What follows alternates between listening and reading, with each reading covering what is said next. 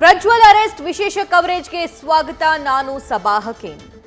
ಕೆಂಪೇಗೌಡ ಅಂತಾರಾಷ್ಟ್ರೀಯ ವಿಮಾನ ನಿಲ್ದಾಣದಲ್ಲಿ ಸಂಸದ ಪ್ರಜ್ವಲ್ ರೇವಣ್ಣರನ್ನ ನಿನ್ನೆ ಮಧ್ಯರಾತ್ರಿ ಎಸ್ಐಟಿ ಅಧಿಕಾರಿಗಳು ಅರೆಸ್ಟ್ ಮಾಡಿದ್ದಾರೆ. ಸದ್ಯಕ್ಕೆ ಎಸ್ಐಟಿ ಕಚೇರಿಯಲ್ಲೇ ಇದ್ದಾರೆ ಪ್ರಜ್ವಲ್ ರೇವಣ್ಣ.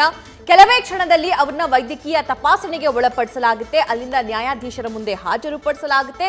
ಅದಾದ ನಂತರ ಕಸ್ಟಡಿ ಶುರುವಾಗುತ್ತೆ. ಇದೆಲ್ಲದರ ಬಗ್ಗೆ ಡೀಟೇಲ್ಸ್ ನೋಡೋಣ. ಈಗ ಹೆಡ್ಲೈನ್ಸ್.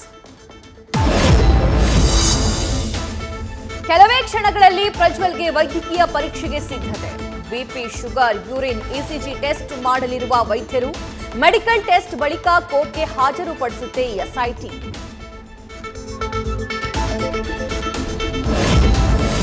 ಎಸ್ಐಟಿ ಕಚೇರಿಗೆ ಆಗಮಿಸಿದ ಪ್ರಜ್ವಲ್ ಪರ ವಕೀಲ ಅರುಣ್.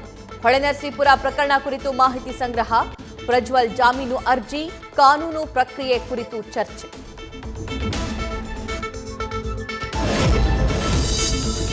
ವಿದೇಶದಿಂದ ಬರುವಾಗಲೇ ಪ್ರಜ್ವಲ್ ಕಾನೂನು ಸಲಹೆ ಪಡೆದಿರೋ ಸಾಧ್ಯತೆ. ಎಸ್ಐಟಿ ಪ್ರಶ್ನೆಗಳಿಗೆ ಹೇಗೆ ಉತ್ತರಿಸಬೇಕಂತ ಸಲಹೆ.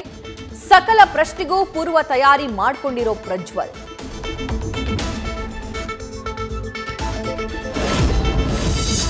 ಆರೋಪಿ ಪ್ರಜ್ವಲ್ ರೇವಣ್ಣ ಜೆಸಿಗ ಪಿಸಿಗ ಎಂಬ ಕುತೂಹಲ. 14 ದಿನ ಕಸ್ಟಡಿಗೆ ಕೇಳಲು ಎಸ್ಐಟಿ ತಯಾರಿ. ಇತ್ತ ತಾಯಿ ಭವಾನಿ ನಿರೀಕ್ಷಣಾ ಜಾಮೀನು ಅರ್ಜಿ ತೀರ್ಪಿನತ್ತ ಎಲ್ಲರ ಚಿತ್ತ.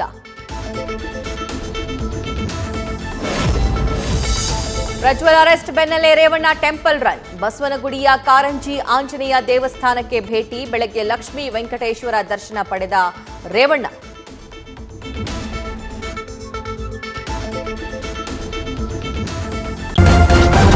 ನ್ಯೂಸ್ ಫಸ್ಟ್, ನಿರ್ಭೀತಿಯಿಂದ ನಿಮ್ಮ ಪರವಾಗಿ.